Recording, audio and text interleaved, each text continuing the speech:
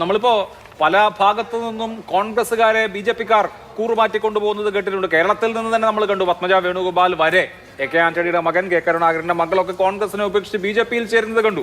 അതിന്റെ ഒരു റിവേഴ്സ് ട്രെൻഡാണോ? ഇപ്പോൾ ആദ്യം സന്ദീപ് വാര്യർ വന്നു, പാലക്കാട് നഗരസഭ കൂടെ പോരുമോ? വയനാട് ജില്ലാ മുൻ അധ്യക്ഷന് പിന്നാലെ വേറെയും BJP-ക്കാർ വരുമോ? നോക്കൂ, ഇതുവരെ കേരളത്തിൽ ഇന്ത്യയിലുമൊക്കെ നമ്മൾ കണ്ടുകൊണ്ടിരുന്നത് കോൺഗ്രസിൽ നിന്നും ഒരു വലിയ ഒഴുക്ക് അല്ലെങ്കിൽ ഒറ്റപ്പെട്ട രീതിയിലുള്ള ഒരു കൊഴിഞ്ഞുപോക്ക് BJP-യിലേക്കുണ്ടായിരുന്നു. അതിന് ഓപ്പറേഷൻ കമൽ എന്ന് പറഞ്ഞുകൊണ്ട് അവർ വളരെ രീതിയിൽ താമരയിലേക്ക് ആളുകളെ കൊണ്ടുപോകുന്ന ഒരു നിലപാടെടുത്തു. അന്ന് അതിനവർ ന്യായീകരിച്ചു. അത് ന്യായീകരിച്ച് അവർ പറഞ്ഞു, ഞങ്ങളുടെ പാർട്ടിയിലേക്ക് കൊണ്ടുവരുന്നതിന് ഞങ്ങൾക്ക് കോൺഗ്രസിന് മടുത്താണ് അവർ വരുന്നത്. ഞങ്ങളുടെ പാർട്ടി അത്രയേറെ ജനപിന്തുണയുള്ള പാർട്ടിയാണ്. ഞങ്ങളുടെ പ്രധാനമന്ത്രി വലിയ ജനപിന്തുണയുള്ളതാണ്. അതുകൊണ്ടാണ് അനിൽ ആൻ്റണിയും പത്മജ വേണുഗോപാൽ ഉൾപ്പെടെയുള്ള ആളുകളൊക്കെ വന്നതെന്ന് പറഞ്ഞു. ഇപ്പോൾ റിവേഴ്സാണ്. അത് കാലത്തിൻ്റെ കാവ്യനീതിയാണ്. കാലം അങ്ങനെയാണ്. കാലം എല്ലാവർക്കും എല്ലാ കാലത്തും ഒരുപോലെയല്ല. കാലം മാറിക്കൊണ്ടിരിക്കും. ഇപ്പോൾ എൻ്റെ സുഹൃത്ത് യുവരാജ് ഗോകുല് എന്നോട് പറഞ്ഞത് ഇവിടെ അതൊന്നും പ്രതീക്ഷിക്കേണ്ട എന്നാണ്. എൻ്റെ യുവരാജ് ഇത് തന്നെയായിരുന്നു നിങ്ങൾ നേരത്തെ പറഞ്ഞത്. നമ്മുടെ സന്ദീപ് വാര്യർ കോൺഗ്രസിലേക്ക് എത്തിയപ്പോൾ എന്തൊരു ആകുലതയായിരുന്നു നിങ്ങൾക്ക്. നിങ്ങളെക്കാൾ ആകുലത CPM-നായിരുന്നു, മുഖ്യമന്ത്രിക്കും CPM പാർട്ടിക്കാർക്കുമായിരുന്നു. ഞങ്ങളൊരു കാര്യം തുറന്നു പറയാൻ ആഗ്രഹിക്കുന്നു. ഇപ്പോൾ പാലക്കാട് ഈ തെരഞ്ഞെടുപ്പ് നടന്നു. നിങ്ങളെന്തായിരുന്നു?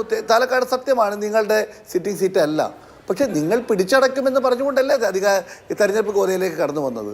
അതിനനുസരിച്ചുള്ള പ്രവർത്തനമല്ലേ നിങ്ങൾ മുന്നോട്ട് കൊണ്ടുപോയത്. അതിനുള്ള പ്രചരണമല്ലേ നിങ്ങൾ നടത്തിയത്. ഒടുവിൽ എന്തുണ്ടായി? കഴിഞ്ഞ കാലങ്ങളിൽ 3000 വോട്ടിന് ജയിച്ച് നമ്മൾ 18,000-ന് മേലെ വോട്ടിന് ജയിക്കുന്നു. നിങ്ങളുടെ വോട്ടുകൾ കുത്തനെ കുറയുന്നു. പാലക്കാട് മുനിസിപ്പാലിറ്റിയിൽ പോലും നിങ്ങളുടെ വോട്ടുകൾ, മുനിസിപ്പാലിറ്റി മാത്രമല്ല എല്ലാ ഭാഗത്തും കുറഞ്ഞു. പക്ഷേ മുനിസിപ്പാലിറ്റിയിലാണ് നിങ്ങൾക്ക് കൂടുതൽ വോട്ട് ഉണ്ടായിരുന്നത്. അവിടെയും 6000-ഓളം വോട്ട് കുറഞ്ഞു. അപ്പോൾ കുറഞ്ഞപ്പോൾ ഇപ്പോൾ നിങ്ങൾ എന്താണ് പറയാൻ ആഗ്രഹിക്കുന്നത്? അത് മുനിസിപ്പാലിറ്റിയുടെ കോട്ടമാണ് എന്ന് പറഞ്ഞുകൊണ്ടു. നേരത്തെ മുനിസിപ്പൽ ചെയർമാനെ മാറ്റിയതുമായി ബന്ധപ്പെട്ട് നിങ്ങൾക്കിടയിൽ പ്രശ്നമുണ്ടായിരുന്നു. ആ പ്രശ്നം ഇന്ന് കുത്തി ഒഴുകുകയാണ്. ഒരു വശത്ത് നിങ്ങൾ മുനിസിപ്പാലിറ്റിയിലെ കുഴപ്പം എന്ന്, അങ്ങനെയാണെങ്കിൽ ഭരിക്കുന്നത് BJP അല്ലേ? ഭരിക്കുന്ന BJP 8 വർഷക്കാലമായി മുനിസിപ്പാലിറ്റിക്ക് കുഴപ്പമുണ്ടെങ്കിൽ അതിൻ്റെ ഉത്തരവാദിത്തങ്ങളിൽ നിന്നും BJP-യുടെ സംസ്ഥാന ജില്ലാ നേതൃത്വത്തിന് കൈയൊഴിയാൻ കഴിയുമോ? ഇപ്പോൾ അങ്ങനെ ആരെങ്കിലും പാർട്ടിയിൽ നിന്ന് വിട്ട് പാർട്ടിയിലേക്ക് തീരുമാനം വന്നാൽ ഞങ്ങൾ കൈകെട്ടി സ്വീകരിക്കുമെന്ന് ഞങ്ങളുടെ നിലപാടാണ്. അത് ഒരു പൊളിറ്റിക്കൽ പാർട്ടി എന്നുള്ള നിലയ്ക്ക് അവരുടെ ആശയങ്ങൾ ഒഴിവാക്കി വന്നാൽ ഏത് ജനപ്രതിനിധിയെയും എടുക്കാൻ ഞങ്ങൾ തയ്യാറാണ്. പക്ഷേ ഓപ്പറേഷൻ കമൽ ഞങ്ങൾക്കില്ല.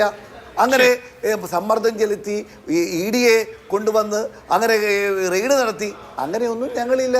ഞങ്ങൾക്ക് ജനാധിപത്യ രീതിയിൽ ആര് വന്നാലും ഞങ്ങൾ സ്വീകരിച്ചിട്ടുണ്ട്. അത് ഞങ്ങൾ ഇവിടെയും സ്വീകരിക്കും. അതിൻ്റെ മെസ്സേജ് എന്താണ്? കേരളത്തിൽ കോൺഗ്രസിന് ഒരു അപജയം ഉണ്ടായത് കോൺഗ്രസിൽ നിന്നും പല കാലങ്ങളിൽ അണികളായ കുറച്ച് പേര്, അല്ലെങ്കിൽ കോൺഗ്രസിന് കാലാകാലങ്ങൾ വോട്ട് ചെയ്ത വോട്ട് ഷെയറിൽ നിന്നും കുറച്ച് പേര് BJP-യിലേക്ക് ഷിഫ്റ്റ് ചെയ്തു എന്നുള്ളതാണ്. അത് തിരിച്ചു കൊണ്ടുവരുമ്പോൾ കോൺഗ്രസിൻ്റെ പ്ലാറ്റ്ഫോം വലുതാവും. അങ്ങനെ കോൺഗ്രസിൻ്റെ പ്ലാറ്റ്ഫോം വലുതാവും എന്നതുകൊണ്ടാണ് CPM മുഖ്യമന്ത്രി ഉൾപ്പെടെയുള്ള ആളുകൾ ഇതിനെ ഒരു റിവേഴ്സ് സംഭവിക്കുന്നു ശ്രമവുമായി കൊണ്ട് മുന്നോട്ട് എന്നുള്ളതാണ് കോൺഗ്രസിന്റെ ആത്മവിശ്വാസം.